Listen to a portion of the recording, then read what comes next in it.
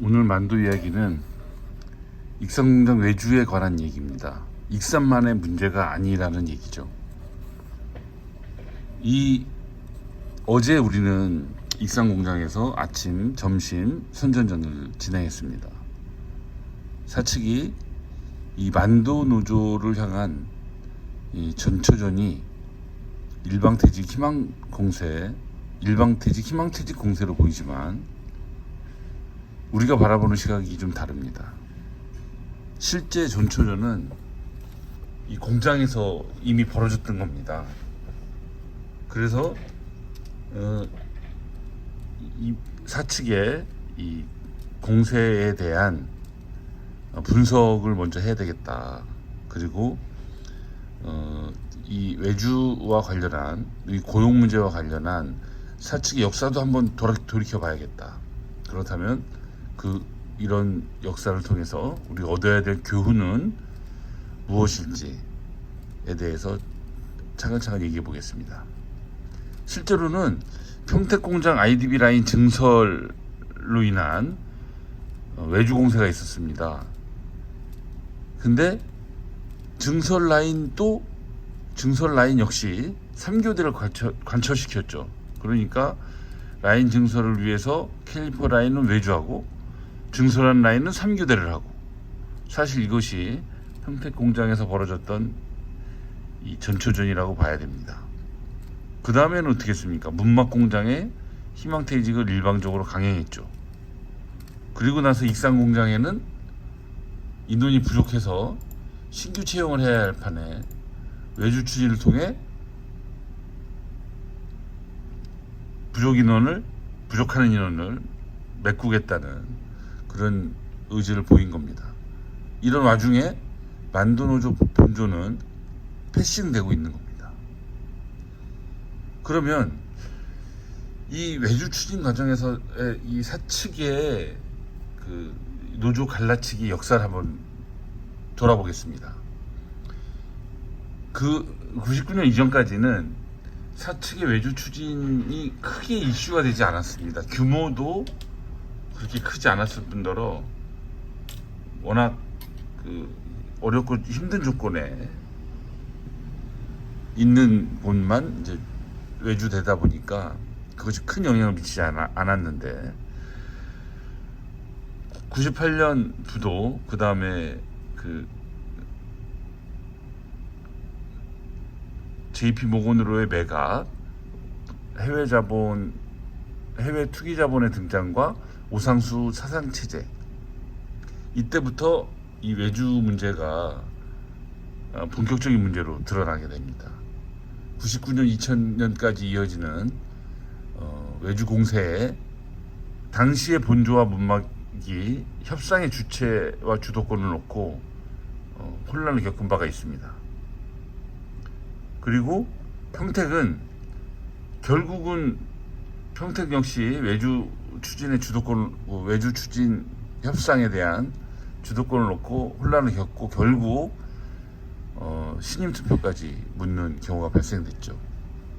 그래서 이후 집행부마다 사측의 외주 공세에 맞서는 것이 최대 과제 중에 하나였습니다.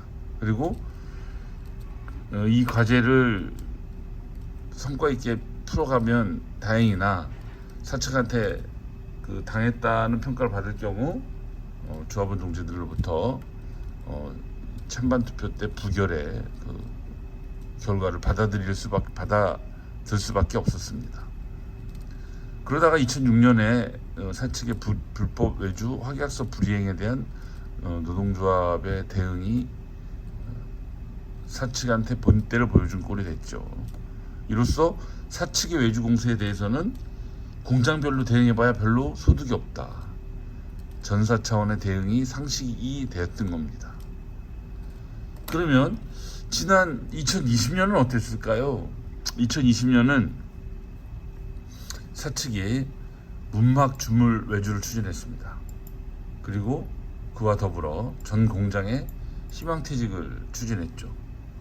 그때 당시 고용위를 열었는데 사측은 주물공장 외주를 처리하고 그에 해당하는 인원만큼은 공장 전배와 희망퇴직을 통해서 해소되길 바랐습니다.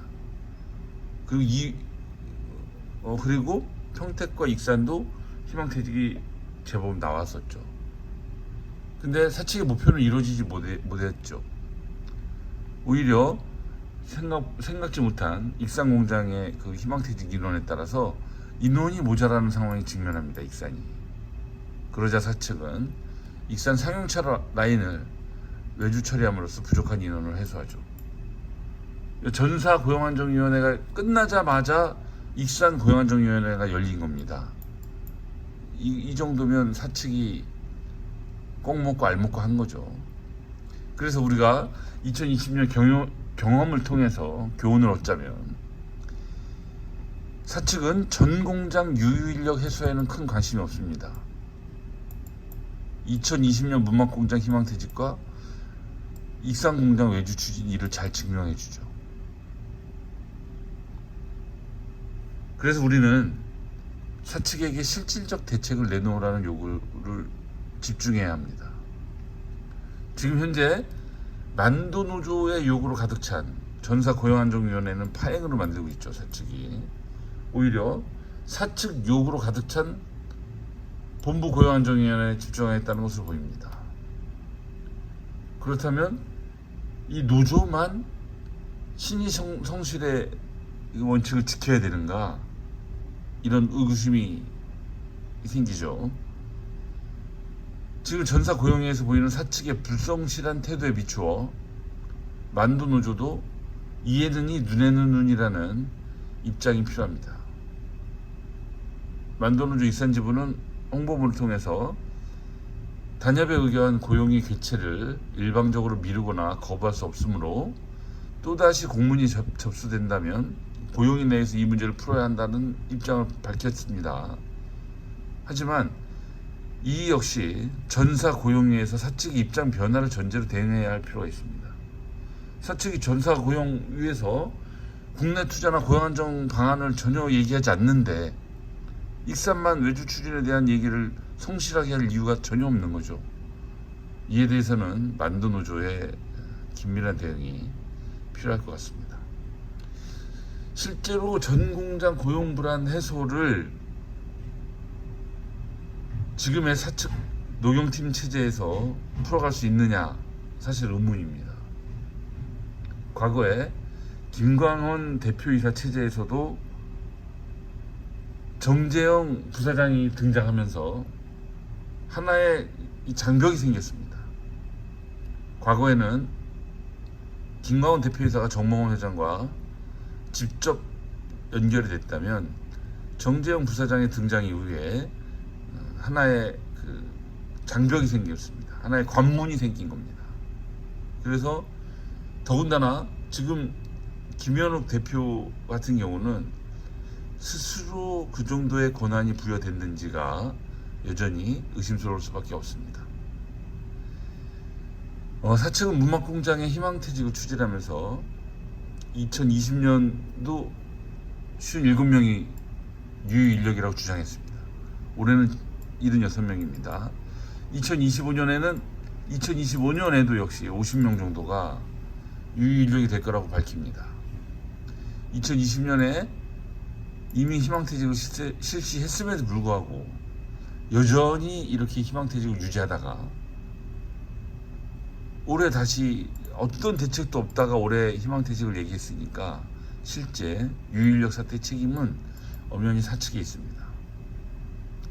또 노동조합이 바라보는 유인력 해소 방안은 이 공장 간 전배도 있을 수 있다는 겁니다. 하지만 공장 간 전배를 그냥 그대로 문막에 있다가 또는 평택에 있다가 다른 공장을 가라, 이게 당사자들한테는 사실 부담스러운 얘기입니다. 그래서 과거와 같이 이동시 벽지 수당을 제시한다든지, 그때 당시에는 기본급 10%가 인상됐었죠. 물론 이것은 사측이 유유인력에 대한 사측의 책임이 있다는 의미입니다. 그래서 벽지 수당을 제시한다든지 또는 필요하다면 공장별 라인 재배치를 추진해도 됩니다. 그렇지만 사측은 아무런 성의를 보이지 않았습니다. 그래서 문막은 여전히 유유인력이 남는다는 얘기고 유유인력이 존재한다는 것이고 익사는 인원이 부족하다는 얘기거든요. 그러니 이 공장별 각계 격파로 노조 무력화와 고용 불안을 가중시키는 상황을 사측은 노리고 있다고 보는 겁니다. 그래서 이제 만두노조 역시 더 높은 권한을 갖는 조성현 사장에게 문제를 제기해야 되지 않을까. 더 나아가서는 정몽원 회장을 교섭장에 앉혀야 되는 거 아닌가 이렇게 생각합니다. 이상입니다.